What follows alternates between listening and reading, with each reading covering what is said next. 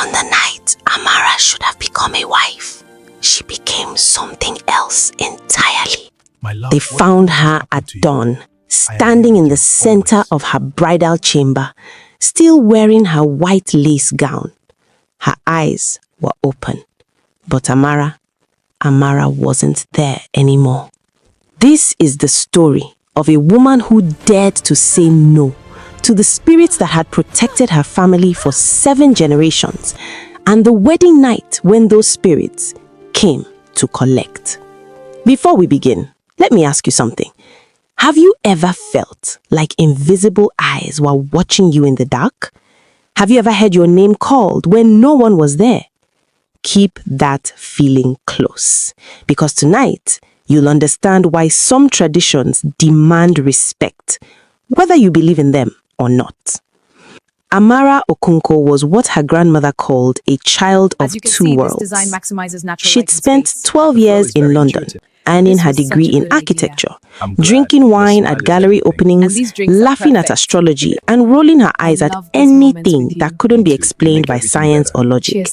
She was brilliant, independent, modern, and she was about to marry Chidi Mbanefo, a good man from a good family, a lawyer with kind eyes and a gentle laugh. Their love was real, organic, born from late-night conversations and shared dreams of building a future together. But there was one problem. Amara's family had a shrine. Not in some distant village, not tucked away in forgotten corners, no. This shrine sat in the heart of their compound in Anugu, tended daily by her grandmother, Mama Nneoma. A carved wooden altar, adorned with kola nuts, palm wine, white chalk, and objects that had been passed down for over 200 years. To Mama Nneoma, the shrine was sacred, the dwelling place of their ancestors, the protectors who guided their bloodline through wars, famines, and the chaos of colonization.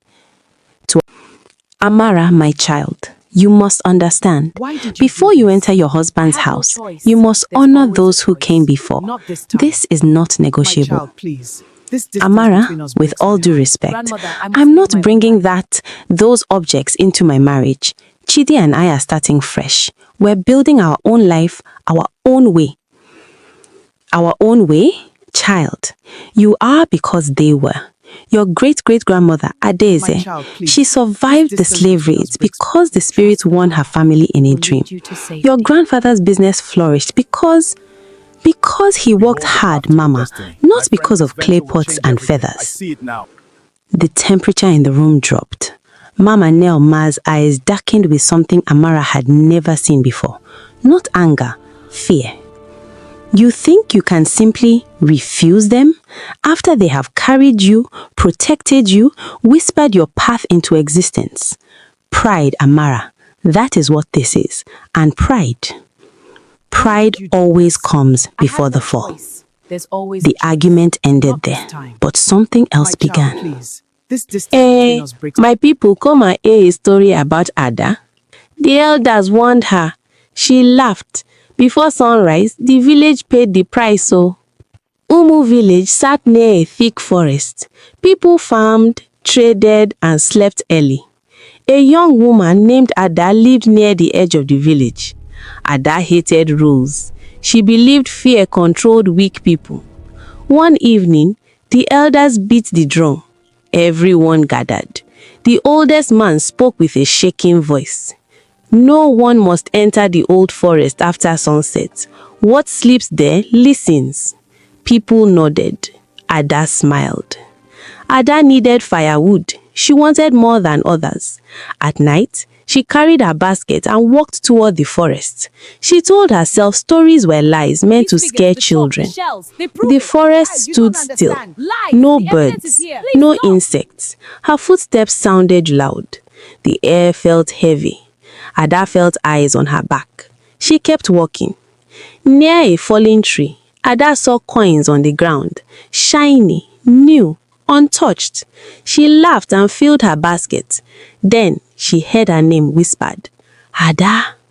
She ran home. Before morning, Ada screamed. Her body burned with fever. Crops across Umu village turned yellow. Children cried from hunger. People pointed fingers. The elders came. They poured libation and prayed. The coins vanished. Ada lived, but she never spoke again. From that day, Umu village obeyed warnings without questions.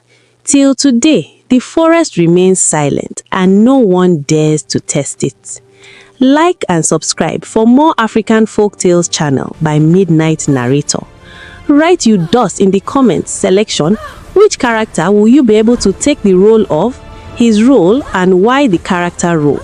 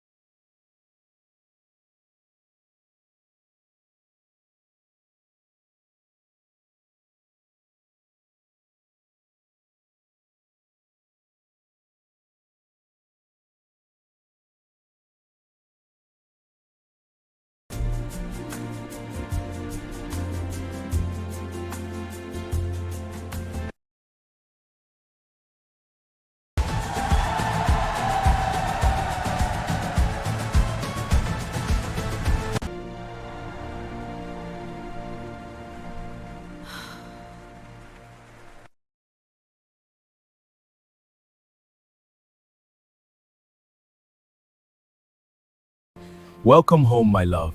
It's perfect. I love it. Our new beginning.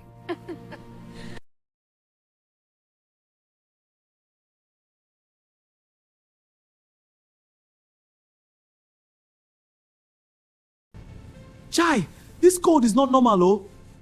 The walls of the freeze.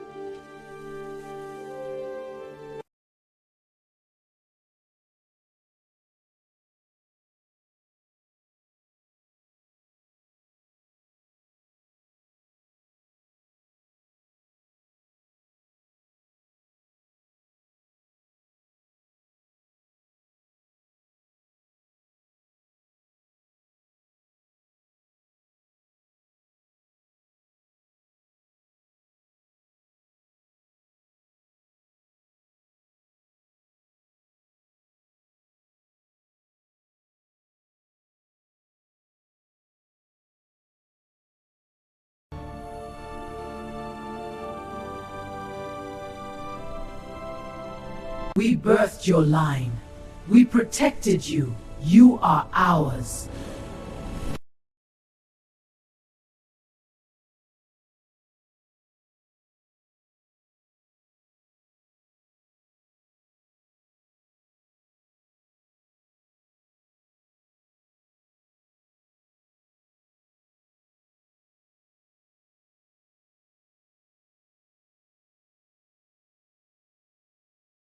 We birthed your line.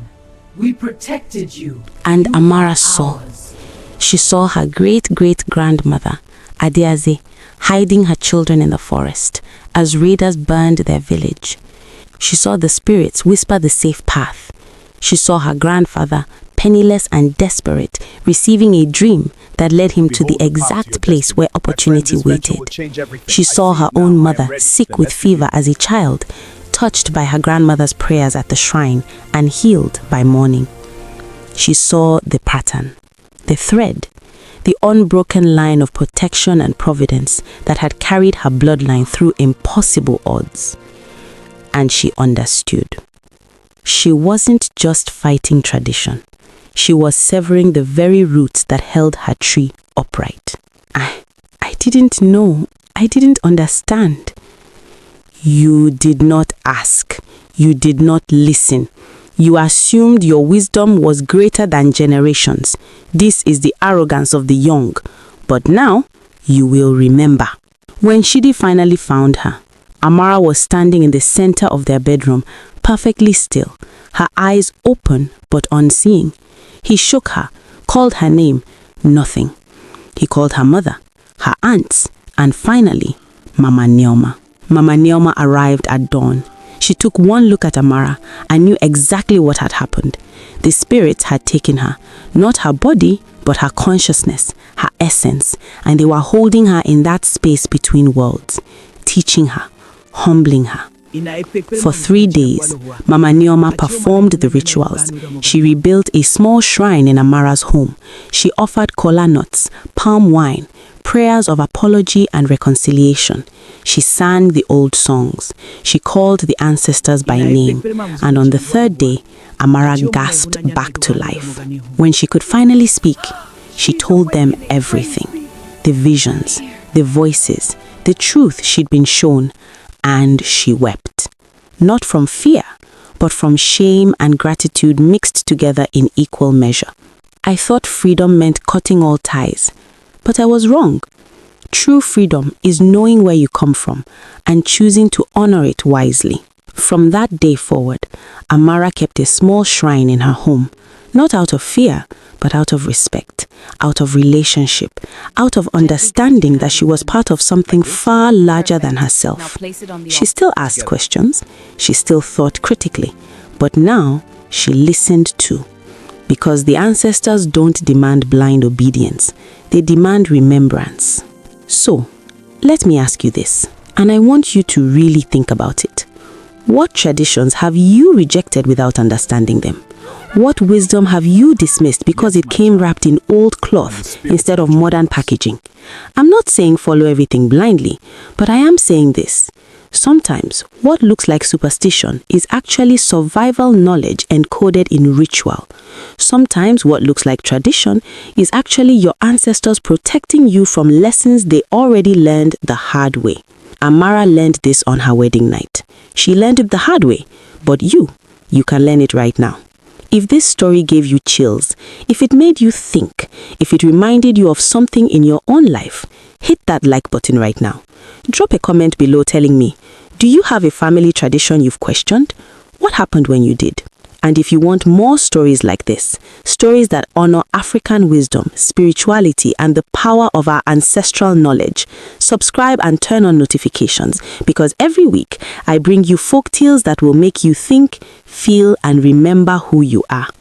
Comment